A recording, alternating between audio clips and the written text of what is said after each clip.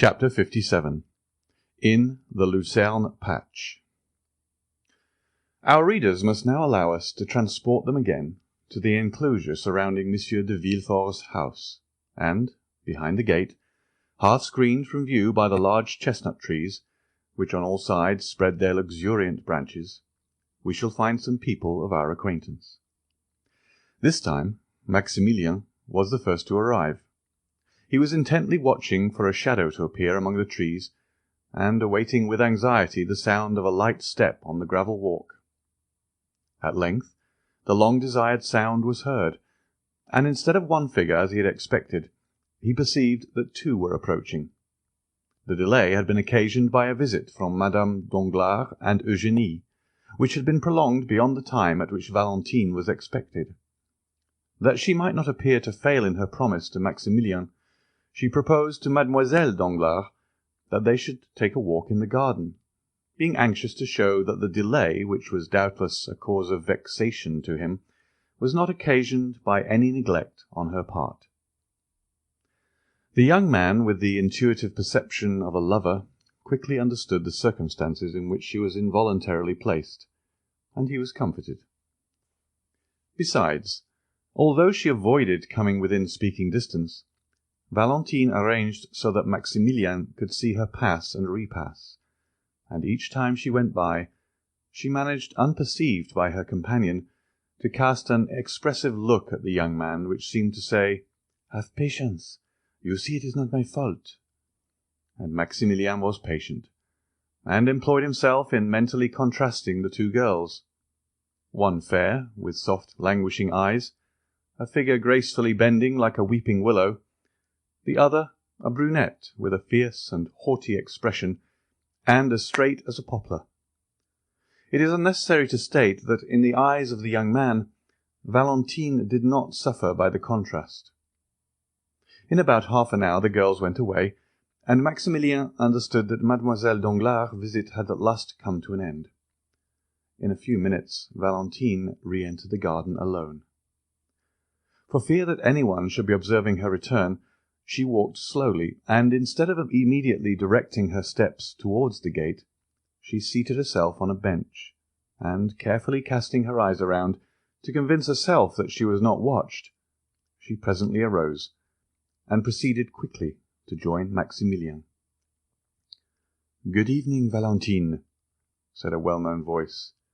"Good evening, Maximilien. I know I have kept you waiting, but you saw the cause of my delay." "Yes, I recognize Mademoiselle Danglars. I was not aware that you were so intimate with her."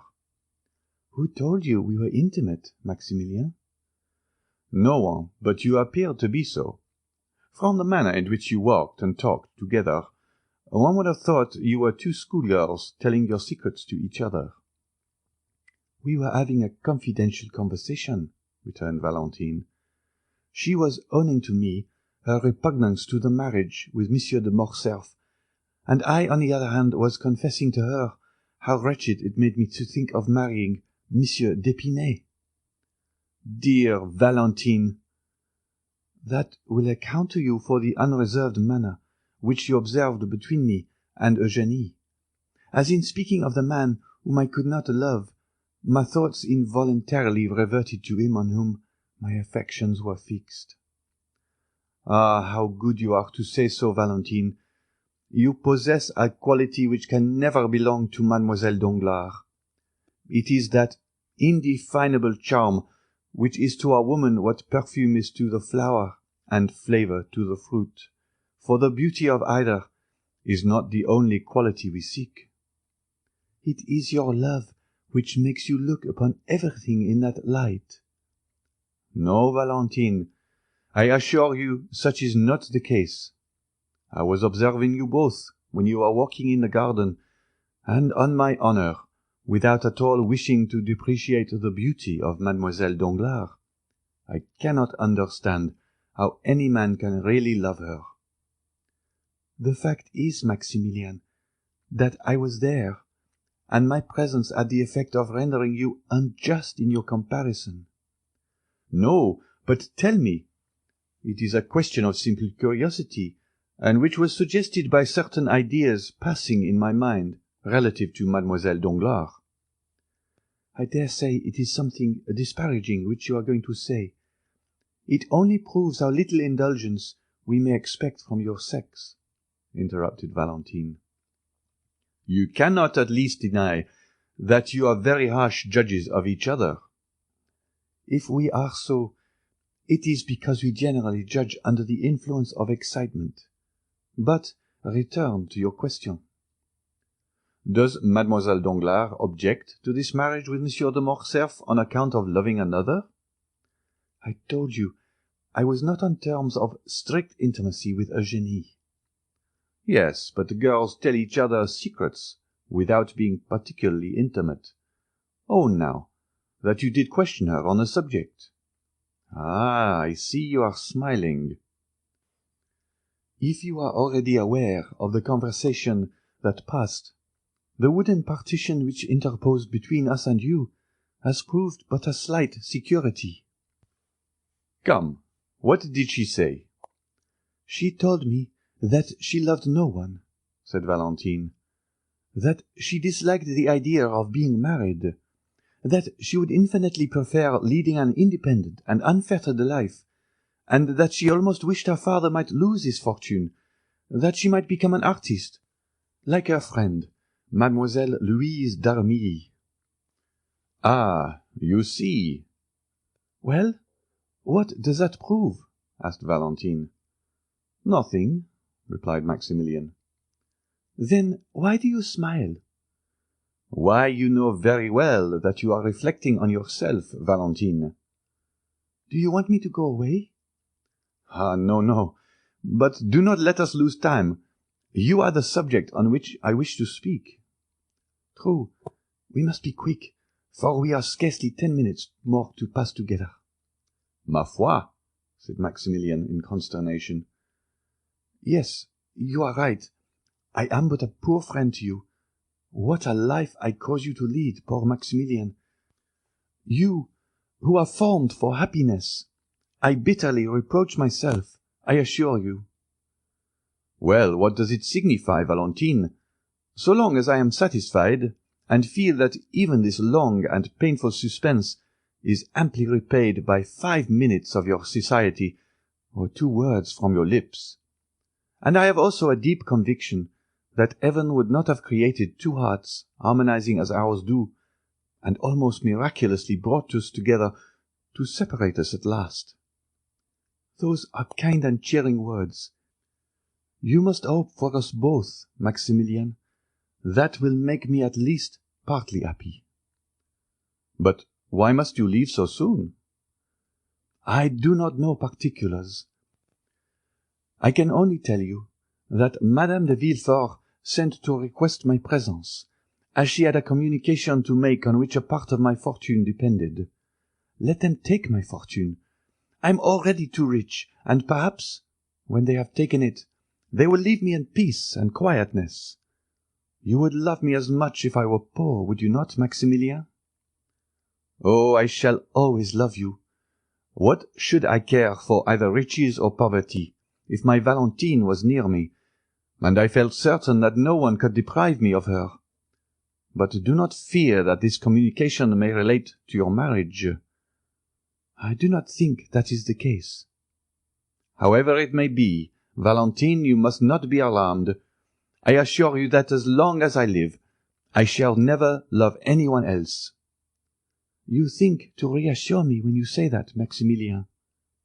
Pardon me, you are right, I am a brute, but I was going to tell you that I met Monsieur de Morcerf the other day. Well? Monsieur Franz is his friend, you know. What then?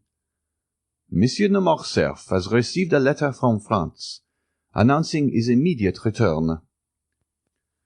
Valentine turned pale, and leaned her hand against the gate. Ah, heavens, if it were that! But no, the communication would not come from Madame de Villefort. Why not? Because, I scarcely know why, but it has appeared as if Madame de Villefort secretly objected to the marriage, although she did not choose openly to oppose it. Is it so? Then I feel as if I could adore Madame de Villefort." "Do not be in such a hurry to do that," said Valentine, with a sad smile. "If she objects to your marrying Monsieur d'Épinay, she would be all the more likely to listen to any other proposition." "No, Maximilian, it is not suitors to which Madame de Villefort objects. It is marriage itself." "Marriage? If she dislikes that so much, why did she ever marry herself?" "You do not understand me, Maximilian. About a year ago, I talked of retiring to a convent. Madame de Villefort, in spite of all the remarks which she considered it her duty to make, secretly approved of the proposition. My father consented to it at her instigation, and it was only on account of my poor grandfather that I finally abandoned the project.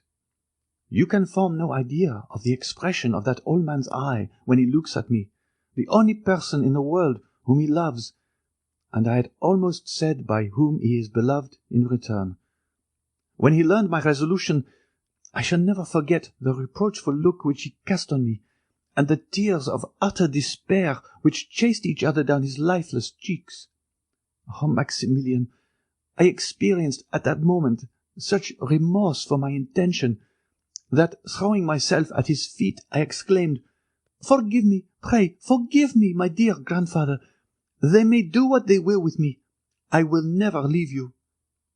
When I had ceased speaking, he thankfully raised his eyes to heaven, but without uttering a word. Ah, Maximilian, I may have much to suffer, but I feel as if my grandfather's look at that moment would more than compensate for all. "Dear Valentine, you are a perfect angel, and I am sure I do not know what I, sabring right and left among the Bedouins, can have done to merit your being revealed to me, unless indeed Heaven took into consideration the fact that the victims of my sword were infidels. But tell me, what interest Madame de Villefort can have in your remaining unmarried?" "Did I not tell you just now that I was rich, Maximilian, too rich? I possess nearly 50,000 livres, in right of my mother, my grandfather, and my grandmother. The Marquis and Marquise de Saint-Méran will leave me as much, and Monsieur Noirtier evidently intends making me his heir. My brother Edward, who inherits nothing from his mother, will therefore be poor in comparison with me. Now, if I had taken the veil, all this fortune would have descended to my father, and, in reversion, to his son." "Ah, how strange it seems that such a young and beautiful woman should be so avaricious." "It is not for herself that she is so, but for her son. And what you regard as a vice becomes almost a virtue when looked at in the light of maternal love." "But could you not compromise matters, and give up a portion of your fortune to her son?" "How could I make such a proposition, especially to a woman who always professes to be so entirely disinterested?" "Valentine, I have always regarded our love in the light of something sacred. Consequently, I have covered it with the veil of respect, and hid it in the innermost recesses of my soul. No human being, not even my sister, is aware of its existence. Valentine, will you permit me to make a confidant of a friend, and reveal to him the love I bear you?" Valentine started. "A friend, Maximilian? And who is this friend? I tremble to give my permission." "Listen, Valentine. Have you never experienced for anyone that sudden and irresistible sympathy which made you feel as if the object of it had been your old and familiar friend, though in reality it was the first time you had ever met? Nay, further, have you never endeavoured to recall the time, place, and circumstance of your former intercourse, and failing in this attempt, have almost believed that your spirits must have held converse with each other in some state of being anterior to the present, and that you are only now occupied in a reminiscence of the past?" "Yes." Well, that is precisely the feeling which I experienced when I first saw that extraordinary man. Extraordinary, did you say? Yes. You have known him for some time, then? Scarcely longer than 8 or 10 days. And do you call a man your friend, whom you have only known for 8 or 10 days? Ah, Maximilien, I had hoped you set a higher value on the title of friend. Your logic is most powerful, Valentine, but say what you will, I can never renounce the sentiment which has instinctively taken possession of my mind.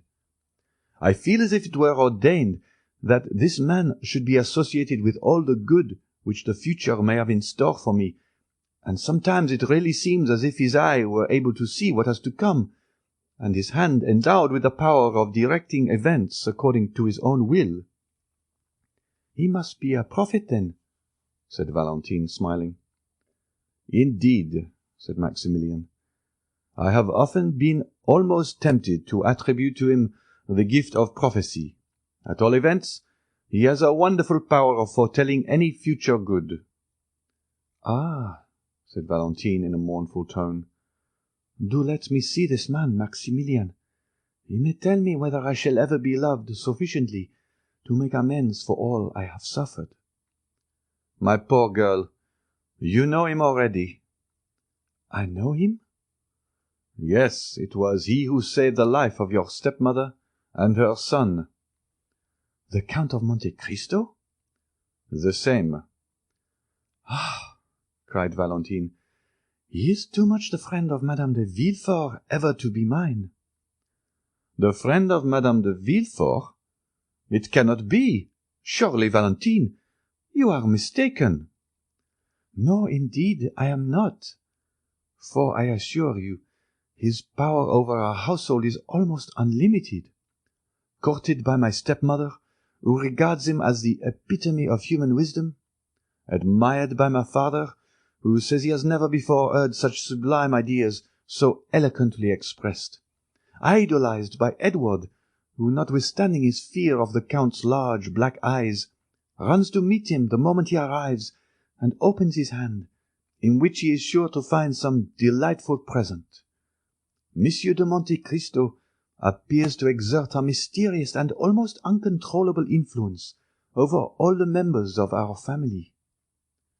If such be the case, my dear Valentine, you must yourself have felt, or at all events will soon feel, the effects of his presence. He meets Albert de Morcerf in Italy. It is to rescue him from the hands of the banditti.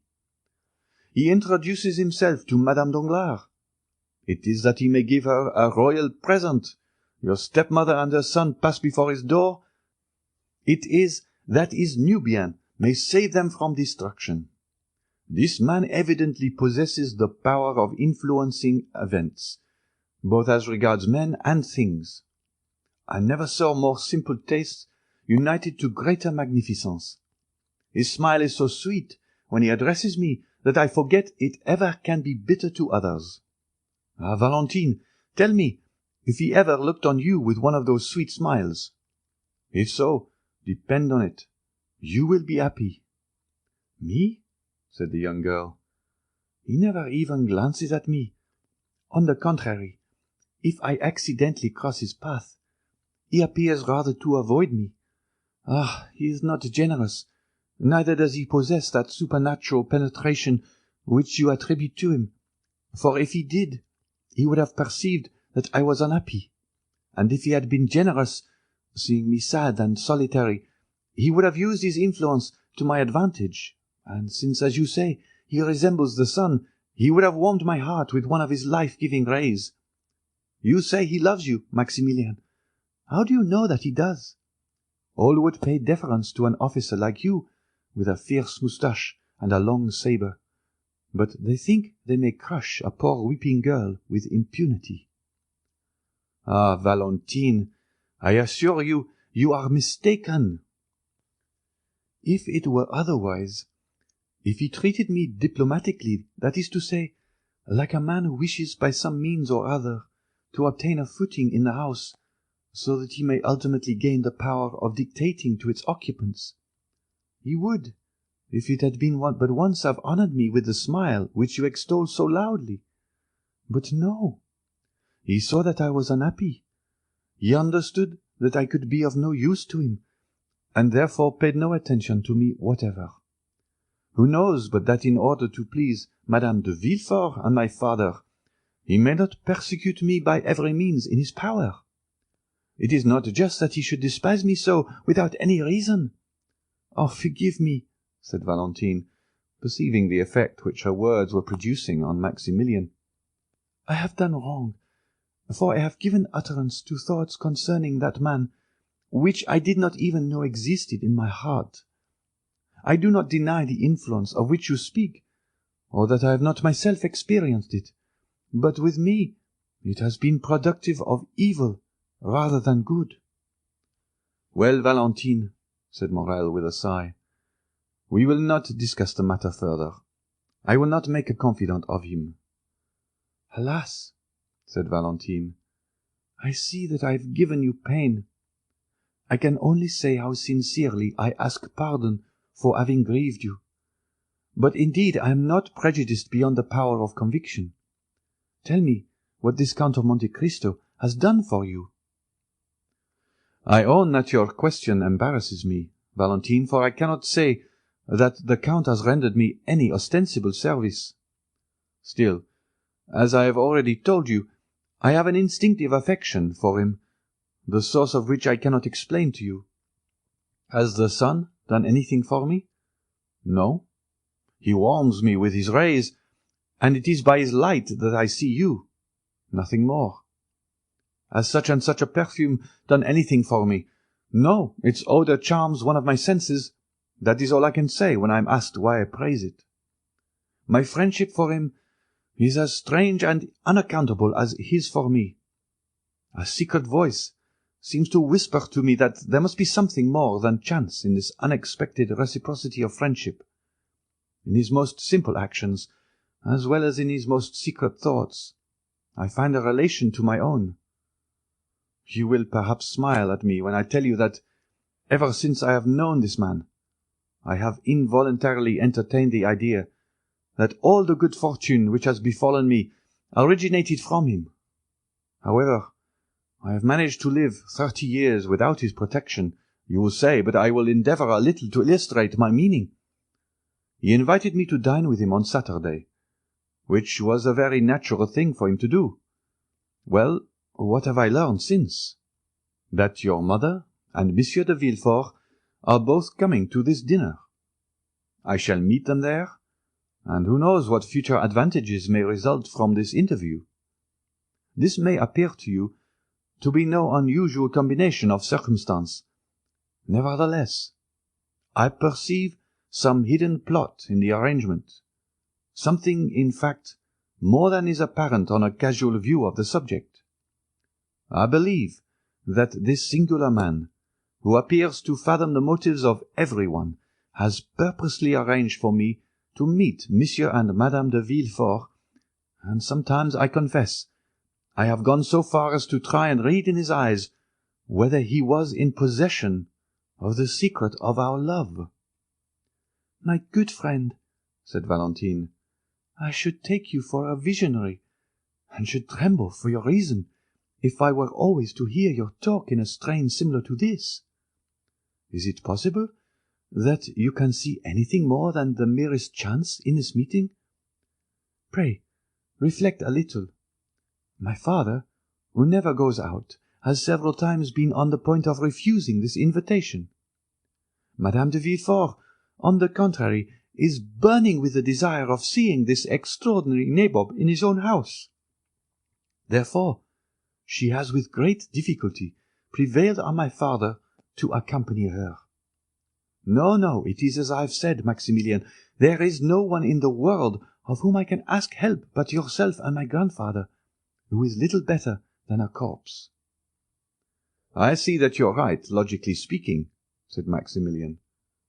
But the gentle voice, which usually has such power over me, fails to convince me today. I feel the same as regards yourself, said Valentine, and I own that, if you have no stronger proof to give me, "I have another," replied Maximilian, "but I fear you will deem it even more absurd than the first." "So much the worse," said Valentine, smiling. "It is nevertheless conclusive to my mind.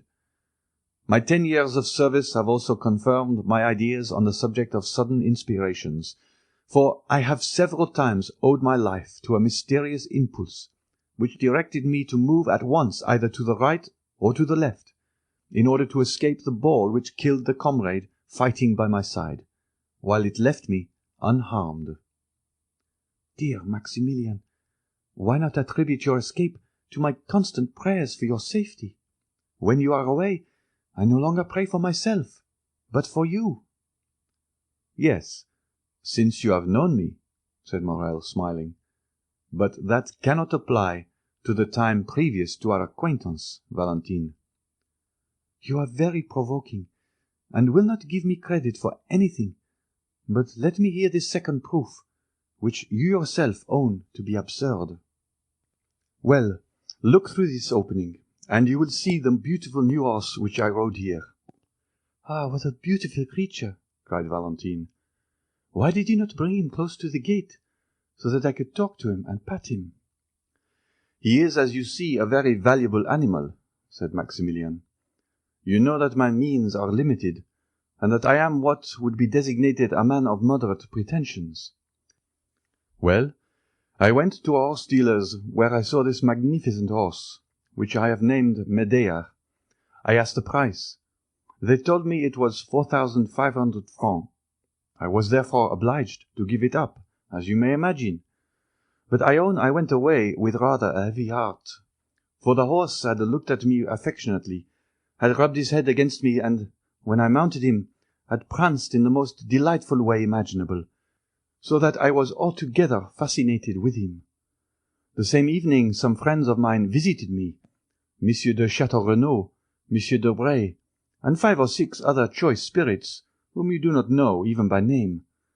They proposed a game of bouillotte. I never play, for I am not rich enough to afford to lose, or sufficiently poor to desire to gain. But I was at my own house, you understand, so there was nothing to be done but to send for the cards, which I did. Just as they were sitting down to table, Monsieur de Monte Cristo arrived. He took his seat amongst them. They played, and I won. I am almost ashamed to say that my gains amounted to 5,000 francs. We separated at midnight. I could not defer my pleasure, so I took a cabriolet and drove to the horse dealer's, feverish and excited. I rang at the door. The person who opened it must have taken me for a madman, for I rushed at once to the stable. Medea was standing at the rack, eating his hay. I immediately put on the saddle and bridle, to which operation he lent himself with the best grace possible. Then, putting the 4,500 francs into the hands of the astonished dealer, I proceeded to fulfill my intention of passing the night in riding in the Champs-Élysées. As I rode by the Count's house, I perceived a light in one of the windows, and fancied I saw the shadow of his figure moving behind the curtain. Now, Valentine, I firmly believe that he knew of my wish to possess this horse, and that he lost expressly to give me the means of procuring him." "My dear Maximilian, you are really too fanciful. You will not love even me long. A man who accustoms himself to live in such a world of poetry and imagination must find far too little excitement in a common, everyday sort of attachment such as ours. But they are calling me. Do you hear?" "Ah, Valentine," said Maximilian, "give me but one finger through this opening in the grating, one finger, the littlest finger of all, that I may have the happiness of kissing it." "Maximilian, we said we would be to each other as two voices, two shadows." "As you will, Valentine." "Shall you be happy if I do what you wish?" "Oh, yes." Valentine mounted on a bench, and passed not only her finger, but her whole hand through the opening. Maximilian uttered a cry of delight, and springing forwards, seized the hand extended towards him, and imprinted on it a fervent and impassioned kiss.